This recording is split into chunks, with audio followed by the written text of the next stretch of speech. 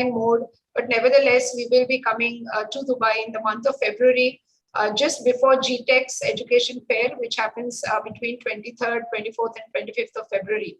While we thought that let us use this online mode into a wonderful opportunity for the young students and parents who have joined us in large numbers, primarily from different parts of the United Arab Emirates.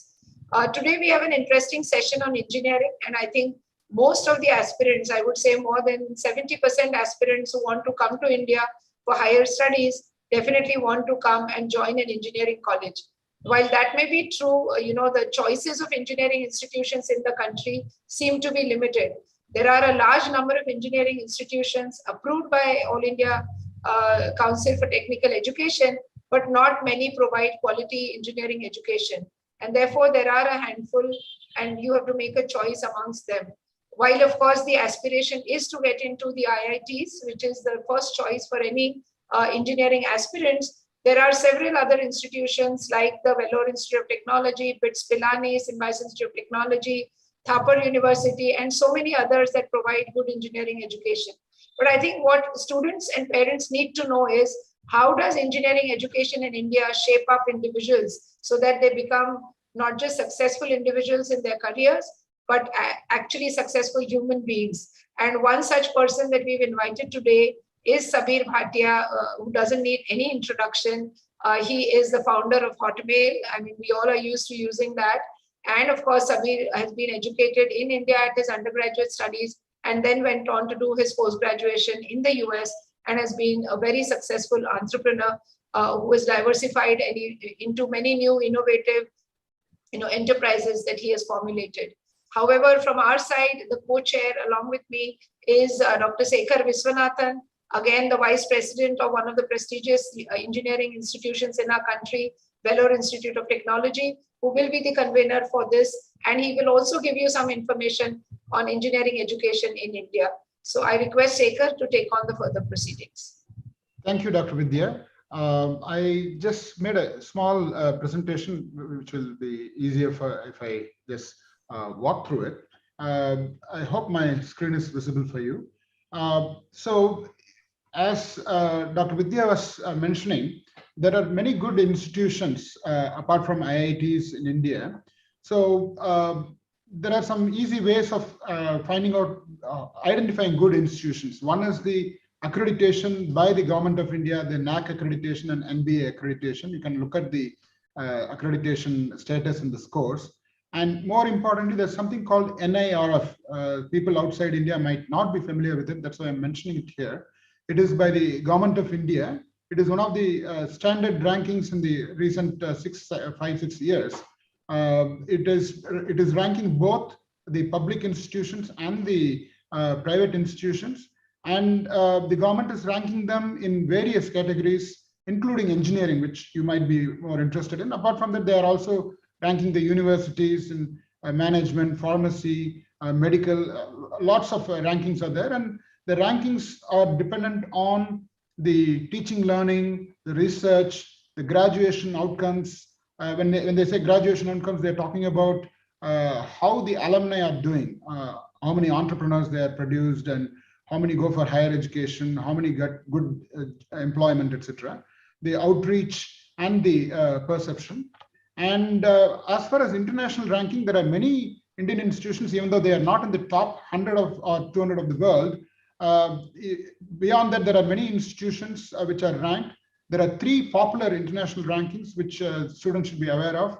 One is the QS ranking, the Quacquarelli-Simmons ranking. The other is the THE, the Times Higher Education ranking. And the third one is called the Shanghai ranking, the Asian ranking of world universities. These are the standard international rankings which students should look out for. And just some minor piece of information. I think December, January is the right time to get the process started in getting admission. And for state universities, you can go to their websites. And for IITs, the JEE and JEE Advanced are the ways to go. And eligibility criteria, it actually is based on the maths, physics, chemistry in the 12th standard. And the cutoff marks vary from institution to institution. For example, at VIT, we ask for minimum of 60% in the physics, chemistry, and mathematics. And one scheme which students need to be aware of is called DASA by the Government of India. It's called Direct Admission of Students Abroad, for the especially for the NITs and other centrally funded institutions. This is done. And you should also note that 1/3 of those seats are given to children of Indian workers in the Gulf, the CIWG. So you have very good chance of getting into the centrally funded institutions also. And the private institutions have their own entrance exams like VIT and other institutions, BITS, Pilani, and there are also direct admissions without the entrance exam possible. So the tuition fees could range from 5,000 to 10,000 US dollars based on the institution. There are hostel facilities available on campus, and placement facilities are also available. And there are many such good things which are available. I'll reserve it for the Q&A session. And it's time to invite our speaker of the session, Mr. Sabir Bhatia. As Dr. Vidya pointed out, he's the founder of Hotmail, which we are all familiar with. And he sold it off to Microsoft. And now Sabir is on Showreel. He has founded a new company. I'm sure he can throw some light on Showreel also. We are all very proud of Sabir. He's one of the poster boys of Indian education. I mean, he has done his degree from BITS and then from Stanford. I mean, he has won many awards like Entrepreneurship of the Year Award, the TR100 Award, the Young Innovators Award by MIT, People to Watch, International Business, and on and on. I don't want to take a lot of time on this, but we all know Sabir Bhatia as a great entrepreneur who came out of Indian engineering education, and I'm all ears to hear from Sabir. Sabir, the floor is yours. Great, thank you very much. My education, started at BITS Pilani. Although I was not able to finish. I did not finish my undergrad at BITS Pilani because I took a transfer to Caltech, which consistently has been ranked one of the top 5 universities in the world. And so I finished my undergrad actually from Caltech and then went on to Stanford. And during the course, the education in India was excellent. What it really gave me was a very good grounding in mathematics and physics, which is what is needed to build upon in newer technologies, whether it is computer science or electrical engineering or circuit theory or chip design, which is what I started my career at Apple, doing chip design. But very quickly, I realized that, I wanted to start a company of my own. And so I left Apple after a couple of years and joined a small startup in those days called Firepower Systems, and in which we were designing computers based on the PowerPC. And during that time, when we were at Firepower Systems, the company put a firewall around the corporate intranet. And that made it very difficult for my co-founder of Hotmail, my business partner, Jack Smith, and myself to access our personal email accounts. I had an email account at Stanford, and he had one at AOL. But we could, it was the very early days of the internet and of the web, where we could access any website in the world. And so what this, we said, we just thought to ourselves, what if we made email available on the web? That would solve our problem. We would be able to access email on any web browser from anywhere in the world. So that was really the genesis of the Hotmail idea. And we knew it would solve our problem. and we were very fortunate that soon after we launched with a little bit of PR, that solved the problem for a million users within 6 months.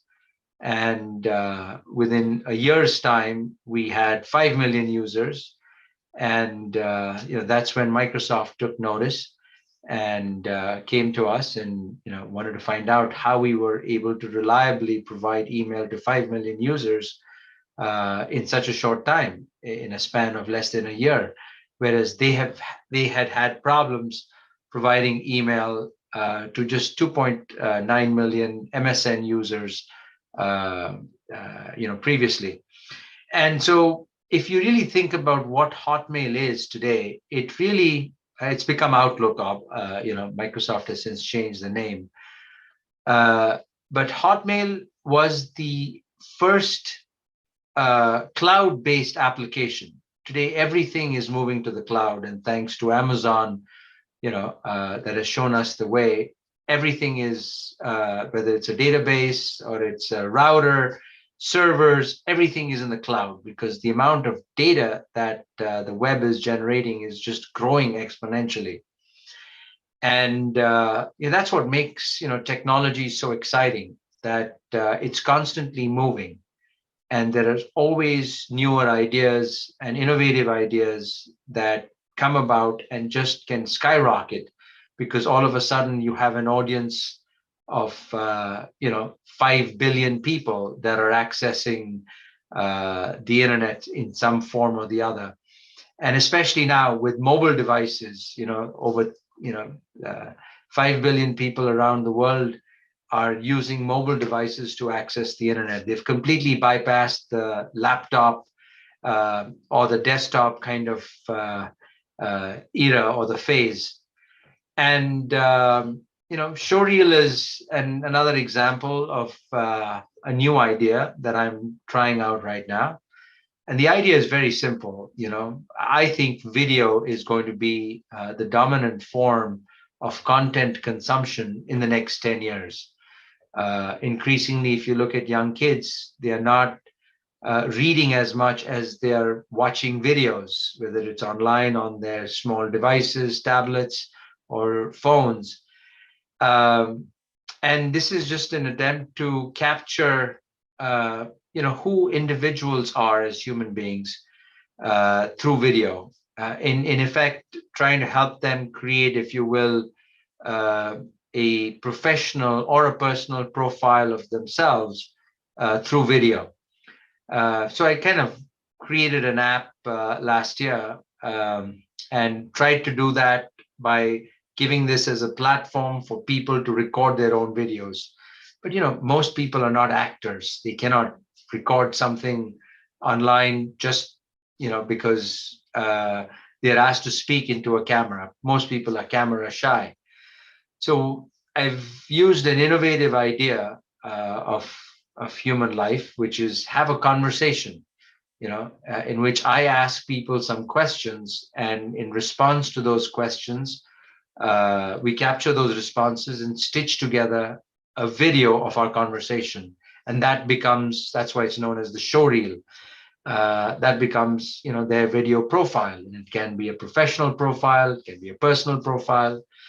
And furthermore, other innovative uses of video is to do large-scale surveys, especially in countries like India, which have multiple languages. One of the projects that we are working on, which I will announce hopefully in the next couple of months, is one wherein we will hopefully interview 30 million people and get their responses. And obviously use all the techniques of AI to analyze, to first transcribe that data, to analyze what that data means, and give the government kind of an answer to the questions that are foremost on their minds, which is we want to find out how these 30 million people are doing. Further examples of this, use cases of this, could be in the health field, kind of a virtual, and right now, of course, it is a digitized version of a human being, either me or somebody else who's kind of asking these questions. But in the next 5 years, I envision this to become completely AI driven. Just like you have AI-based chatbots, where you ask a question and a chatbot kind of responds. It's not a human being, but a chatbot that is responding to you. Imagine if that chatbot were replaced with a human being. So you'll have a conversation with a human being, only it's actually driven, the responses are driven by AI. And you know that we're not very far away from that. We have taken the first step. I think in the next 2 to 3 years, we'll be doing this. And this can be used for recruitment. This can be used to cut management time, interviewing people, you know, so that rather than relying on an individual's assessment, you know, you just get a video of the person and have, you know, 10 people in your committee watch that video simultaneously. It saves time for the candidate, saves time for management because you cut down on the time, and hopefully you increase the number of people that you interview. These are just two examples that I've given you, but the beauty of the internet or beauty of the web is that simple ideas actually end up changing the whole world. I mean, I'll give you a few more examples. The folks that started Google also came out of Stanford. And what did they really do? They solved the problem of search. And you know, whereas there were 13 companies that were trying to solve search by actual humanly looking at every website and classifying them, Google came and said that this simply will not work because the web is scaling exponentially. So we need to have an algorithmic way of determining which how relevant is a website in the search results. And that simple idea has translated into, I don't know, $1.5 trillion of market cap in Google. Simple idea. I mean, that's the beauty of knowledge. We are living in a knowledge economy where we really have to tap into human creativity. And that's, I think, one of the challenges for the Indian education system is to help identify those creative thinkers and nurture them so that they can create the future companies of tomorrow. Because a whole knowledge-based system is kind of outdated today. Yeah, it has to be inquiry-based, because a knowledge-based system, you can get all the knowledge on Google anytime. So testing somebody on how well they remember something is actually useless. It's how they use that stuff to do interesting, creative things. And this has to be taught from a very young age. People have to learn how to think about. So it's more about going back to really learning things. And I think the Indian education system is up to the challenge. I see so much, positivity in India. So many young people are starting companies and not, joining the corporate line of work and making a name for themselves, and hopefully, making society a better place. But with that said, it's an exciting time to be in. I think an engineering education that I got has helped ground me and help me develop, the ability to think outside of the box and think of creative ideas that hopefully, make an impact in the world. So thank you very much for your time. I'll be happy to answer any questions if you have any. Yeah, thank you. That was very inspirational, Sabir, especially the part you talked about inquiry-based learning and rather than knowledge-based learning. I think that's one of the key takeaways all of us need to look into. There are a few questions. I hope we have a few more minutes of time. The first question for Sabir is, how does Sabir Bhatia see the Indian engineering education landscape today? How do you see it? No, I think it is transforming itself. I think, like I said, for anything to build upon, whether you look at even modern AI, it has to have a very strong basis in mathematics and linear algebra. So I think the Indian education system does the first part very well, in that it lays the foundation for the individuals to build upon. I think it needs to do a little more in embracing the last 6 months of, I should say, relevant coursework that is closer to industry. That's the beauty of Stanford. I mean, I went to Stanford for a master's, and the best part about it is Stanford has an open door with industry. Many of the people who are actually teaching at Stanford come from Intel or Apple Computer or Sun Microsystems in my time. And these guys are experts in their fields, and they come and talk to us about what is going on in the industry. So there is very little knowledge or information gap between what is being taught and what is being practiced. I find that in the Indian system, at least when I was there, it was great. I mean, the basics were very good, but when it came to actual knowledge about, let's say, in those days, circuit theory or something, as an example, it was all theoretical. It was kind of disconnected with the real world.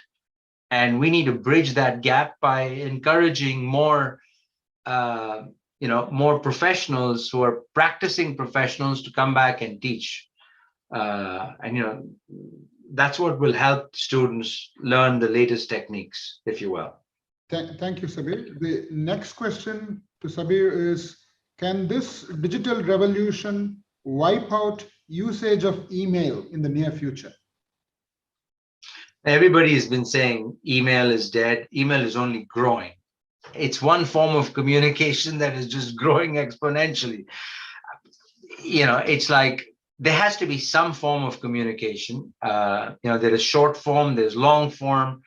A lot of us make use of, short form texts like on WhatsApp and Instagram and other forms of media, but those are very still tiny in terms of, the content that is exchanged. If you still want to, write a long letter explaining something to somebody, you will still use email.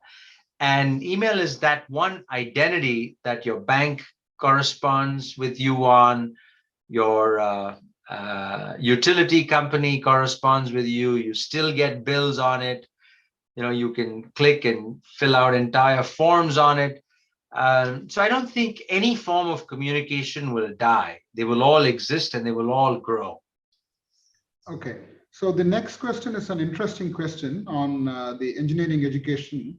How does the conventional engineering stream, they're talking about like civil mechanical engineering kind of thing, play out with the new disruptive technology courses coming up? So what will happen to the conventional studies like civil, mechanical, chemical, etc.? What is your take? I'm glad you asked me that question. And luckily, I've had the privy to being on the board of Caltech for 5 years. And the same question was asked of Caltech: what happens to traditional, sciences, biology, and chemistry, and civil engineering, and other things? And I think the way knowledge is exploding, everything will now have a backbone in some sort of computer science. Because everything is becoming digital. Even chemistry, is being modeled. So there has to be one central thing that ties all these disparate fields together of knowledge, is the computer or data. Everything is becoming data driven. Even if it is, if today people, they don't really explode a bomb to figure out, nuclear reactions and stuff of that kind. Everything is simulation based on data. So at the core of almost every form of research going on in the world today, whether it's biotech or this, the core has to be computers or computer science or data driven. And because that's where the greatest advances are taking place in artificial intelligence, for example. And all of modern AI is data driven, and because it's data driven, all these different fields are also somehow being connected to to computer science and being connected to the cloud, and that's the most interesting area of research and growth. Okay. The last question, actually, this question is from me, not from the audience. What does it take to become a Sabir Bhatia? One, it many young takes. kids are watching this, so I wanted to share these secrets of. In all fairness, it takes a lot of luck. Luck is a big part of it. But along with luck, it's you have to identify a problem. I mean, that's, I think, the hardest part of entrepreneurship. And this is where I am beginning to find out a lot of people in India think entrepreneurship is about making money. It's not about making money. I mean, that is a form of entrepreneurship when you open a restaurant and you figure out, but at least in the high-tech area, you have to think of how you can make a difference to a large section of people. Find a problem that you will solve for a lot of people. And it can be a simple problem. It need not be very complicated. It does not need to be extremely engineering oriented either. But the hardest thing is to find the right problem to solve. And if you can find the right problem to solve, then the other part of becoming a successful entrepreneur is not giving up. There is no one simple solution to a problem. You got to keep trying different things till one that clicks. And the beauty of the world we live in today is, if it clicks, you have an audience of 5 billion people, because 5 billion people have smartphones. They can download it and make you an overnight success. So I think it's a combination of luck and perseverance. I should say it's both. It's not one or the other. And then you've got to be level-headed and grounded and understand. Sometimes you try certain things and they don't work. It doesn't matter. You just got to turn it off and try something else. But if you, it's like somebody said, you don't stop having dreams. It is not true that you stop having dreams when you grow old. You grow old when you stop having dreams. So I think that's very true of entrepreneurs. They're kind of dreamers too, because you've got to think of imaginary problems, not problems of today. Sometimes they are problems of tomorrow, and try to solve them before they occur. I mean, that's the real trick, is to predict the future before it actually occurs. Because I have seen so many companies that tried themselves and that tried to make it work in, for example, the 1999-2000 time frame. Systems were simply not developed. Bandwidth was simply not there. Fast forward 10 years, and all the same ideas in new bottles have become multi-billion-dollar companies. That's the beauty of the world we live in and the games we play. Good, thank you. That was a very, very good, interesting answer, Sabir. Unfortunately, the time is up, and thank you very much. I know it's San Francisco. It's probably 10:30 p.m. for you there. It was a great session. We were all very happy that you could join us in spite of your busy schedule and late in the night. Thank you for joining us. Thank you, FICCI, Dr. Vidya, for getting Sabir here, and for the entire FICCI team for doing a wonderful job. Thank you very much. Yeah, thank you. Thank you all too. Yeah, good night. Good morning. Bye-bye. Thank you. Yeah. Thank you, Sabir. Thank you very much. Thank you so much. Stay connected. And thank you, Yes. Shekhar, for conducting this wonderful session. We now will have the business management session at 12:30. Over to you, Rajesh. Yeah, thank you. So we formally close the session. Yeah, we connect again at 12:30. Thank you. Thank you so much. Bye-bye. Bye.